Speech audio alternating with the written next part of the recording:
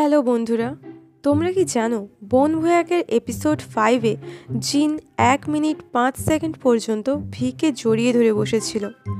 আসলে জিন ভি এর ব্যাগ লুকিয়ে দিয়েছিল, আর সেই ব্যাগে ভি এর অনেক জরুরি জিনিস ও ফোন ছিল। ভি এই কারণে একটু আপসেট হয়ে গিয়েছিলেন। তো জিমিন জিনকে তখন বলেন যে তুমি যদি ভিকে ব্যাক সাইড দিয়ে জড়িয়ে ধরো তাহলে ভি এর মন ভালো হয়ে যাবে। তারপর জিন ভিকে প্রায় 1 মিনিট 20 সেকেন্ড পর্যন্ত জড়িয়ে ধরে বসেছিলেন, যেমন তোমরা ভিডিওতে দেখতেই পারছো।